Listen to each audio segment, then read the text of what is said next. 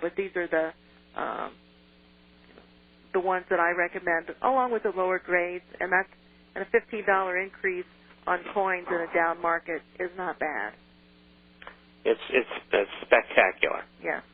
And it just shows you that the numismatic coins do appreciably better in both up and down, we'll call them markets, from day to day, week to week.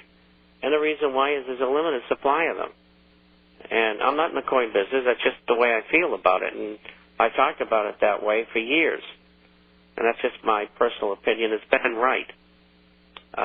The stocks have done well, but when gold comes down, the stock's correct like bullion does, only in a bigger way because they're leveraged in the way. So leveraged way. What does leverage mean in here? It means that if you're taking an ounce of gold out of the earth, and gold's $500 an ounce, and you take an ounce out of the earth and it's $950 an ounce, it doesn't cost appreciably more to remove it normally. Now, the last couple of years they've had big increases in inflation, and so the cost is run more. But the leverage is in the fact there will come a time when gold will bound upward and the cost of production will not bound upward with it. And so the profits will be far greater. And that's wherein lies the leverage in producing gold and silver mines. And the four that I've given you, I think are the best in the world for what they are. And we have one speculative stock we recommend, but it's not for everybody. And it was up today as well. And it's at a price it hasn't been at for a year. And but anyway, that's the picture. Now, there's something else I want to talk about, and we'll get to the questions. I'll do it very quickly. I used a piece that I haven't published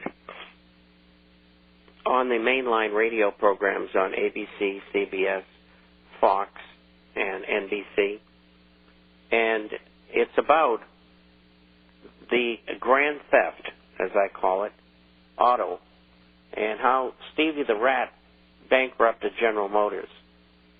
He's the Stevie the Ratner is our president, Barry Soetoro.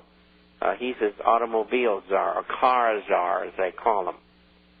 And Mr. Rat has and that's what people call him, incidentally, has an interesting history. He's been in and out of the government, but he was also with Cerebus. And Cerebus owned part of Chrysler.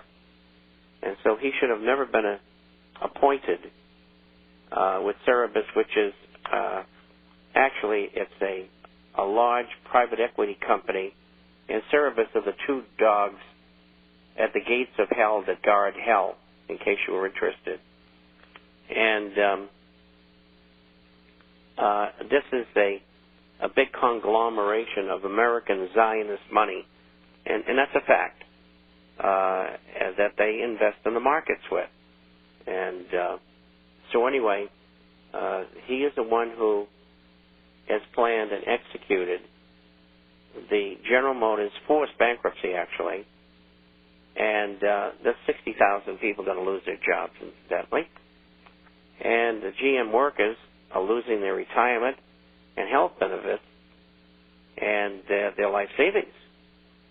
And while that's going on, J.P. Morgan Chase and Citibank, who lent GM money, are going to get $6 billion back, or 100% of the money that they loan, but the bondholders aren't going to get anything to speak of. The retirees are going to get screwed. The people who are working for the company are out of a job.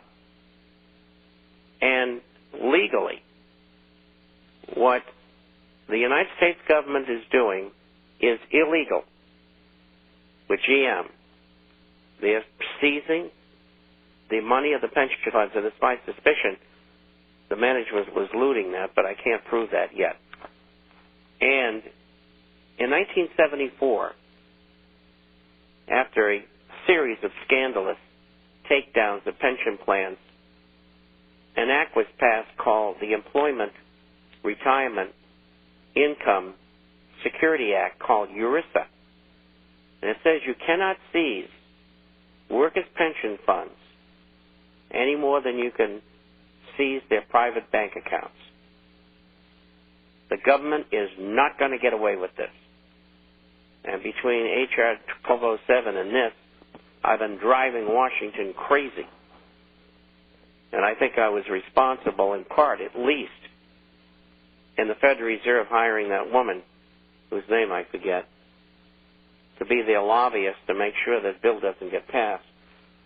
I mean, we are driving them through the wall in Washington. I just thought I'd let you know that. Gracias. We speak all kinds of languages here. Anyway, you're going to have a long IF on Wednesday. I can see that. We're looking at least 40 pages. I just handed my proofreading. I wrote too much over the weekend. Anyway, Melody, take it away. Take it away. Well, the listeners are going to take it away because they've been kind enough to send us the questions. The first question actually comes from a gal by the name of Kathy, and she has a difficult time of,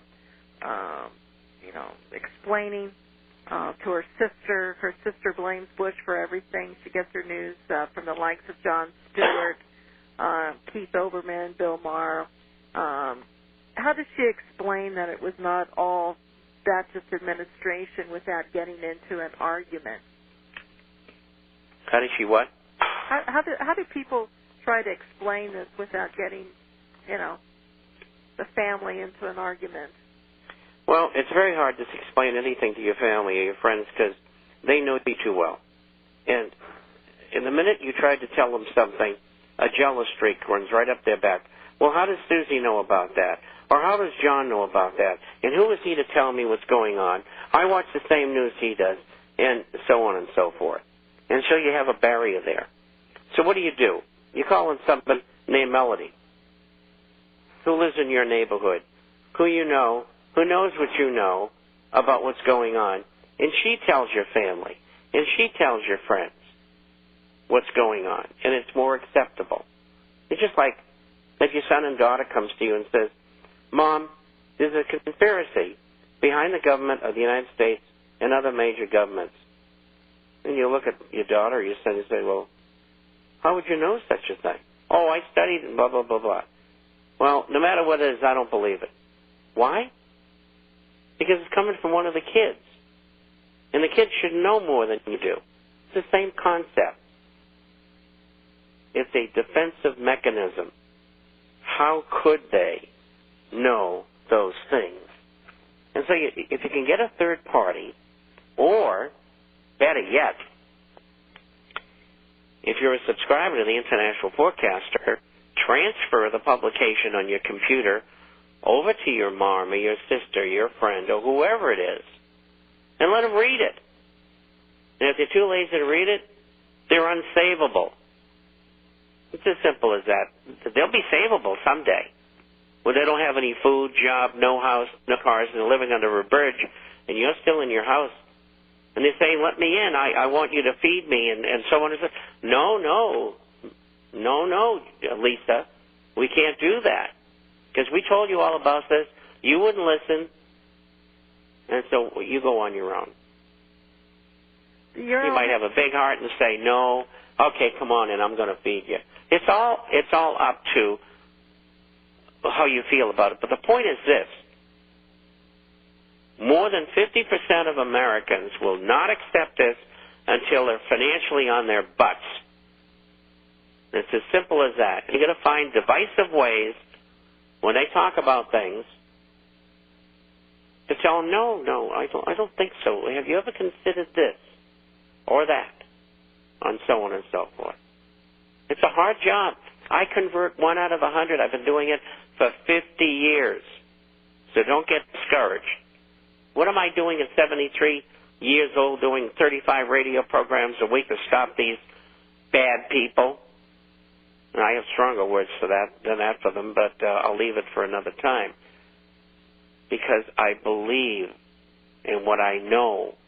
I believe in the truth, and I will not let them beat me without a fight.